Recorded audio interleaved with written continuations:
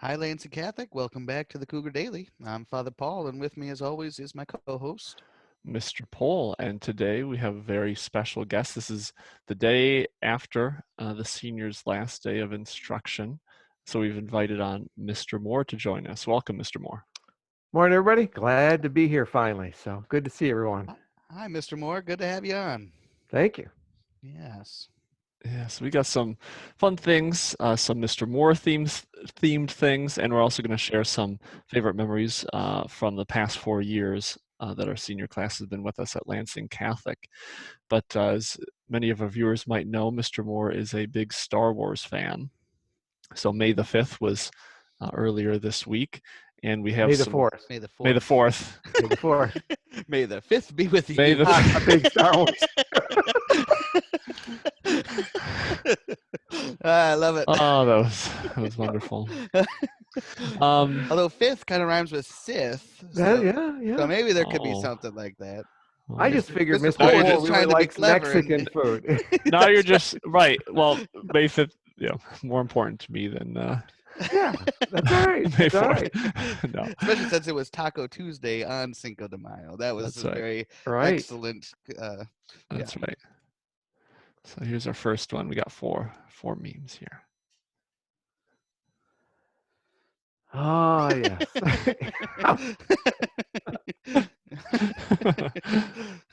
Oh, yes.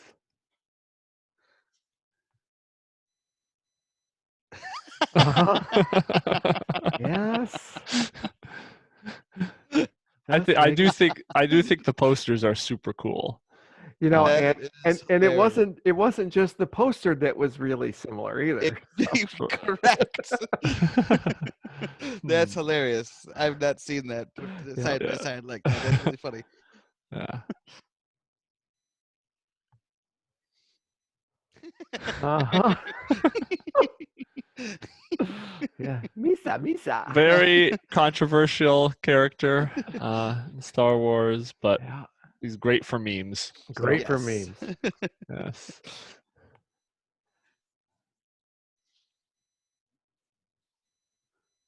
Oh, jeez. Oh, yes. Oh, Yeah. So some lighthearted things to get it to get us That's right. today. I like the I'm going to take them to imprison them In in prison. prison. Right. I think anybody who's worked in education has read a paper where you're like, they're just extending this as long as Yes. possible. Oh yeah, I was a master at adding unnecessary words to Yes. sentences. And margins very wide. Oh yeah. Yes. Yep. If it had to be onto the 5th page, boy, I could get 2 words onto that That's right. 5th page. Right. What's a font that looks like Times New Roman That's right. That's right. but isn't and is Yep. slightly bigger? Exactly. Maybe they won't check. Yes. Oh man. So Mr. Moore is also, he's got a pretty good virtual background game at our staff meetings and stuff. He's always got something interesting going on. Now he doesn't have his green screen that he has Right. normally when he's in the office, but so we thought we'd share some of our favorite virtual backgrounds. So I interrupted a diocesan meeting. Let's see, I pulled this one up. And it basically stopped the meeting just because they couldn't believe I did it. All right, where are you going? Sticking with the Star Wars theme. yes. My light switch is right there in the way.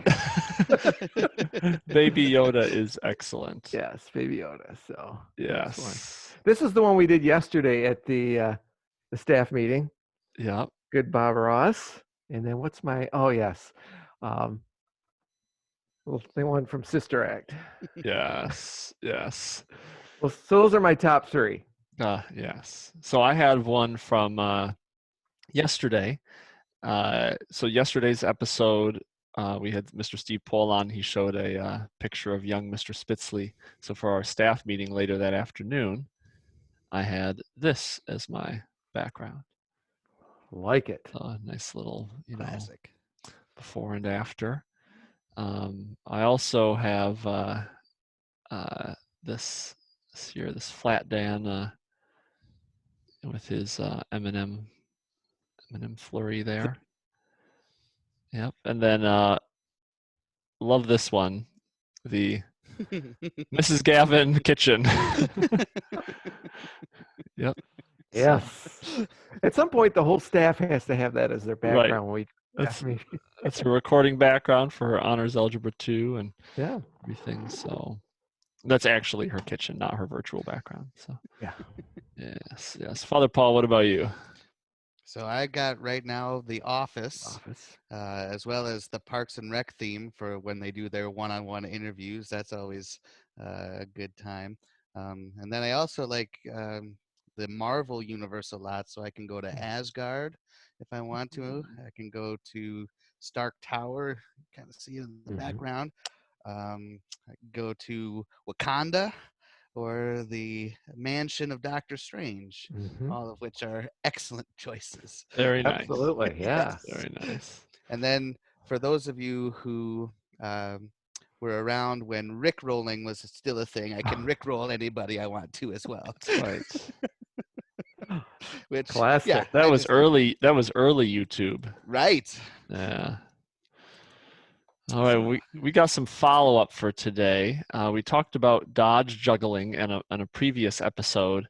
While I was searching for videos for dodge juggling, I came across this sport.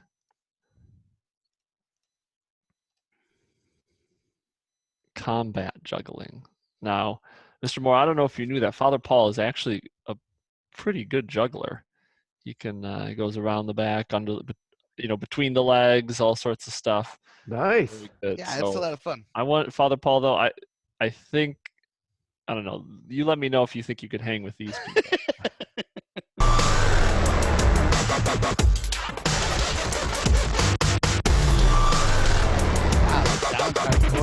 Quite the.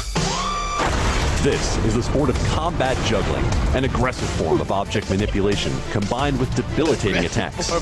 Each player must maintain control over 3 clubs at all times. In sumo combat, the objective is to destroy your opponent by slashing their clubs to the ground or shoving them out of the sumo circle. In Breach, 30 clubs are in motion at the start of each round, but only 1 player needs to maintain control until they reach the breach zone. Here is Sayers trying to lock up the arm of Ben Thompson on the right, has 2 of his own clubs trying to steal now. 2-point advantage. 14 parallels. The temptation to just smash the other guy in the face must be overwhelming. Quick attempt by Josh. Impressive. So I can't believe. Yeah, you got to have one of them up in the air while you swing, but then still catch the other one. Right. Swinging. That is impressive. The only thing missing from that was they needed the announcers from Dodgeball. That would have been. Yeah. All right, Cotton. Let's see if this strategy works out for him. To answer your question, Mr. Paul, no, there's no way I could do that. I was going to say. I don't know, the body checking out of the circle. I think you could do that. You do have quite the competitive streak. People don't expect that, but once you start playing games, you get. That is true. I do get into it pretty good. But juggling pins and clubs is really hard. Yeah. Yeah. Can't do it. I would have to practice up. Yeah. Sounds like a challenge. Yeah, right. Combat juggling. That's really great. Yeah. So I'm gonna with this yesterday being the last day of instruction for class of 2020, and obviously this is a just a kind of a challenging and very unique end of their high school career. And Mr. Moore, with you retiring from being principal this spring as well, or this summer, it's kind of a strange endings for both of you, and we wanted to share a few memories of these past 4 years. And before I do that, I had just noticed before starting the episode that we had posted today on our Facebook page Miss Webster's map of college destinations, which is really cool. So be sure to go check that out. Oh yeah, and all the Michigan State people got re-added. Yes. We had Miss Webster on before, and she was like, I don't know why. We showed the progress that we had, and for some reason the Michigan State people were left off. So that's really cool. It actually looks like it was last night. So, Yeah. Nice. so go and check that out on our Facebook page. Go green, go white. Biggest group there. So Yes, the yes. Broncos keep growing in number, though. Western, Right? yeah, And yeah. The I forget Lakers who. Lakers used to be big, Grand Valley, but Yeah. What's the Broncos. Hope mascot? Ooh, I should know that. Because I couldn't think of it off the top of Yeah. my head just now Yeah, I can't either. I don't remember know. either. But there's a bigger and bigger contingency going to Hope as well. It seems like. Yeah. It'll be a Catholic college someday. Keep sending people there. Yeah. That's right. So I do have a picture as we remember the class of 2020, the ice cream social, where they put together their. Let's see. Oh, nice. There we go. Yeah. Yep, they're number 20 there. They look very young. They look really Absolutely, young. yeah. That's really Yes, a funny yes. picture, actually. Yeah. Wow. So, yeah, you think Sam Way back Edwards right when. there. Yeah. No way, that's Sam. Oh yeah, Right there. That is amazing. is he next to Will Lash? Who's right next Yep, to Will him? Lash right there. That's Yep. awesome. Yeah. I like it. The for the boys, it looks like the kind of low cut hairstyle was the Right. Was the way to thing. go. Yeah. Yep. So that was pretty cool. Yep, that's really funny. Yeah. All right. So I just want to share real quick from the class of 2020. Some of the things I'll take as memories away from these past 4 years are all the times of doing service with many of them. I think it kind of flew under the radar in some respects because of a lot of success, like on the athletic field and in other ways. But in service, I thought they really excelled with some of the, like we did these mission days that we called them in Flint, little day-long trips up to Flint to do service on when we've had days off the past couple of years. So, and this class has we've had a few pretty regular participants in those days, taking time to serve on days when they would normally just have off and be able to sleep in and all that kind of stuff. But also going on mission trips with them, Memphis, South Dakota, and those kinds of things are pretty memorable. And then one other thing, I thought that the spring musical this year, that they were fantastic. I thought that was one of the best performances that I've seen while I've been at Lansing Catholic. I was very impressed, and thought a few of the seniors were just spot on with their roles, and they just did a great job. And what about you guys? Yeah, similar. I had the spring musical. I love seeing performers, and this class is talented. I think for whether it be the musical, whether it be a choir, just I remember the lessons and carols, just some of their voices, but also athletically, just seeing some neat things, over the years. Even though I kept telling them no, what cracked me up this fall.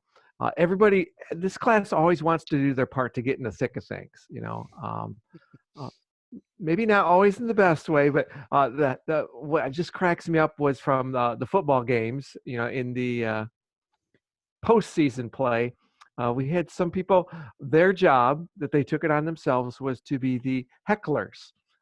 And a couple games, they just being different. And they weren't trying to be mean. It was just, no, this is our way to contribute, and I do think that this class in particular is like, we want to contribute. So any way we can, This is our way to contribute. That's right. Yeah. But I was thinking of some other things too.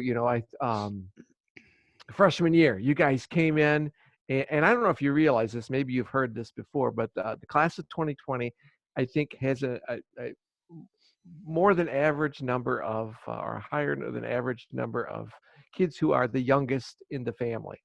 And which means they've got older siblings that have come through Lansing Catholic.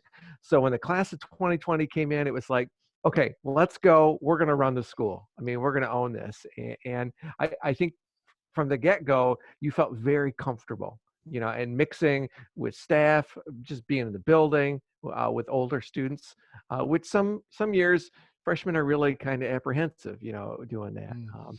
Sophomore year, we lost some people sophomore year. People moved on, some different things, and I think you guys kind of settled in, with that. After that, uh, what really impressed me, I think last year and this year was just the way you connected with people. So I remember last year. Uh, I don't know. I wasn't in the room a lot, so your interaction with Miss Holden, I just remember the end of the year. You guys seemed to cheer her on. I don't know if that was, um, because she was moving on or because you really enjoyed her in class and whatnot. But she felt really connected to you, and she hadn't felt that before. And I just this I think it was this fall, doing some pep assemblies, whatnot. Um, I remember you guys just embracing Birangiro Mutabazi, who came in new this year, and I think that really made him feel a welcome. So just seeing a lot of different things. So kind of connected to that service piece of reaching out to people. I really like too. So Cool. Yeah, I have a lot of similar memories going to those mission days and different things. It's always a great time. But one of my favorite parts about this year was being with the football team on their championship run. I mean, I've been on the sidelines for all of the football games for the last 5 years, but there was something really special about this particular group of seniors, and um, I kind of figured it out. I think it was against Portland.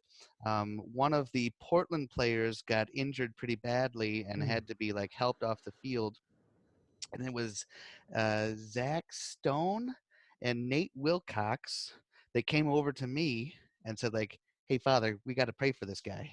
And mm, they knew his name, and they said like, "Hey, we got to pray for his healing and make sure that he's going to be okay." So the three of us, we just kind of prayed together on the sideline, and I remember praying with Vince Salquist at one point, and then watching Vince and I think Sam Edwards and a couple other people kind of pray during the games and different things, and it was it was really neat for me to experience it that up close and personal, just kind of how connected these guys are to not only to each other, but the compassion that they had for their opponents, even in the middle of battle, to stop and pray for that our rival was really a cool thing for me, and so that's one of my absolute favorite memories of this year. I think we also, as you guys were talking, we also have some students in this class that are really exceptional, like in terms of public speaking and just their ability, like their presence. I thought like our homecoming assembly this past fall, we had some that really like stepped up and were just comfortable in that role in a way that often, many years, we have some, students on our student leadership team that are like, I don't want to be behind the microphone. Like we can't find people to like, be behind the mic for events like that. And our class really, this senior class really stepped up in that way. So I did unearth a picture of our future leaders right here. This is from their freshman year, a field trip to Grand Rapids in the Gerald R. Ford Museum, the little presidential office here, which is mm. kind of cool. So I got their start here, freshman year on the Grand Rapids field trip. But yeah, so lots of cool things with the class of 2020. And I hope, Absolutely. if people who are watching I hope you find ways to share that with, share your own memories and just awesome things for these past 4 years with our senior class. Yeah, yeah. It'd be great. All right, Another kind of cool thing, just as go ahead. my off the top of my head, we've got a number of seniors considering um, vocations this year. I think 3 or 4 guys considering seminary. I know there are a couple of the girls who are considering different religious orders. which is really inspiring, and I think really cool for not only for me but for the staff and hopefully their peers as well. That's been really fun to kind of be a part of. Yeah. Very You know, one thing I think, for the class of 2020, I mean, we've mentioned this before, I think, to staff. I mean, you guys have, over your 4 years, have had if I'm going to take a positive spin, a unique experience. I mean, I think, to not mention, the end of your freshman year, the loss of Mr. Baldwin was tough. And I remember being with you in his classes in, I think it was Mr. Spitzley's room, because we switched rooms, because seniors were gone, and just held class there, and just spending that time helping each other. You helping me helping you, just walk and take care of each other. Um, that's not easy to do. And I was listening to Tim Stout yesterday. He was on Facebook. He was talking more about the DeWitt seniors, but I think even more so, for our seniors. You guys have experienced a lot of different things in these 4 years, more than anybody else, more than what most people experience in a lifetime. And yeah, I hope that you are stronger and better because of that. I don't think you're more broken. I think you're more special. That you've come out on this other side, and even though there are some in your class that no longer are with us, they've moved to other schools. For those of you that are here, I'm glad that you stayed, and glad that we've made it to the end. cool. Yeah. All right, Father Paul, could you share with us our saint of the day? Yes. So today we're going to be talking about Saint John of Avila. And I actually learned something new today, that Saint John of Avila is not Saint John of the Cross. Mm. Uh, I actually thought they were the same person. Um, and it turns out they're different, even though Yeah, they were both in the exact same spot at the exact same time. his face in the picture says, no. That's what it looks like. Well, and what's I am also not him. funny is we've talked about Saint John of God, who was also in Avila at the Yep. exact same time. And so, for whatever reason, the only holy people in Avila were named John. Um, Probably in named the Juan. yeah, Probably Juan. yes, probably yes. Um, so, if you wanted your son to be holy in Spain in like the early 1500s, just name him John or Juan, and you're good to go. Um, anyways, so John, John of Avila um, was uh, kind of from a somewhat well-to-do and well-respected family, so he was able to become pretty well educated as a young man, um, and that carried him through his whole life. Being well respected and well educated and very articulate, in that he was extremely well known for his preaching. He's sometimes called the apostle to Andalusia.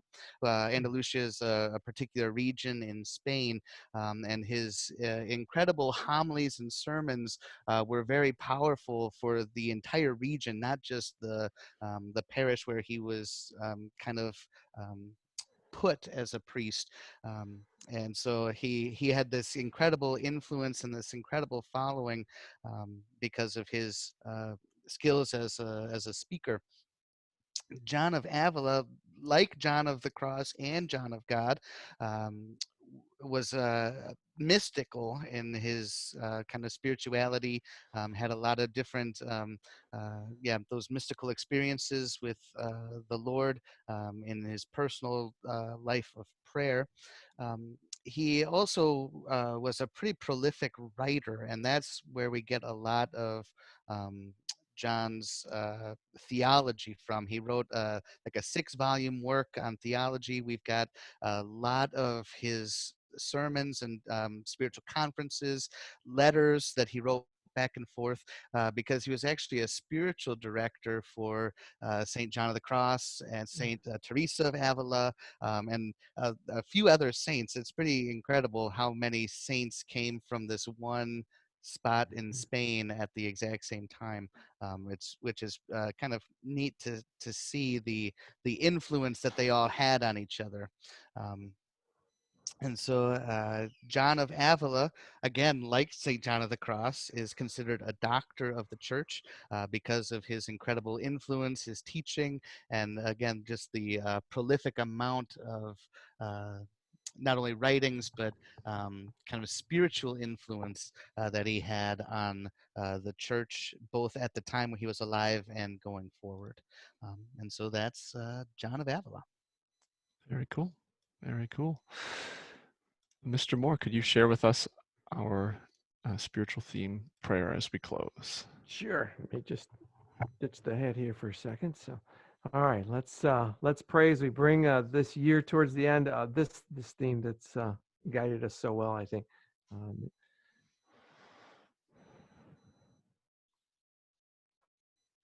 Heavenly Father, you are the source of life and virtue. Thank you for the goodness that you have shown to our school community. Make us a people of hope, encouraging others and building them up, following Jesus' words and teachings so that our joy may be complete. Give us the grace to be patient and persevering in times of trouble, disappointment, confusion, and fear, and to trust in your Son's promise. I will be with you always. Help us to stay connected to you in prayer and focused on your heart of love for us, always aware that you are the Father of mercy and the God of all consolation. We offer this prayer in our entire day in faith through your Son, Jesus Christ our Lord. Amen. Amen. Father, Son, Holy Spirit. Amen. Well, thank you very much for joining us, Mr. Moore. Hey, Yeah, my great to pleasure. have you Thanks, on. guys. Thanks for doing this year. I'm just gonna ditch this a little bit here. There we go. Hard to do this with a hat. Yeah, Right. that I just keep my headset and hat on. Yeah. There was one time he forgot he had the headset over the hat and he took it off and the headset went flying. Fine. It There you was go. hilarious. I enjoyed it very much. Yes. Well, I'm grateful that you guys have been doing this this quarter, keeping people motivated and keeping it light too, and serious. So a good mix of everything. So it's been good. So. Great. Cool, thank you.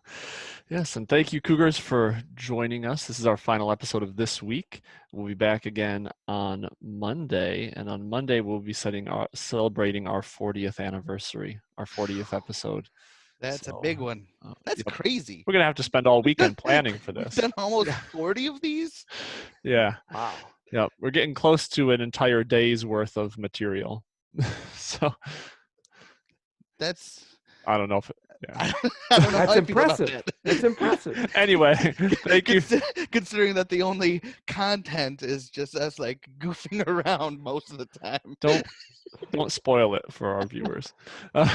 Carefree timelessness, right? Yes, Not that's goofing around. right. It's carefree That's timelessness. right. That's Making Oh, memories. man. Anyway, thank you, Cougars, for joining us. Stay safe. God bless. We hope you join us next time. Bye now. Take care.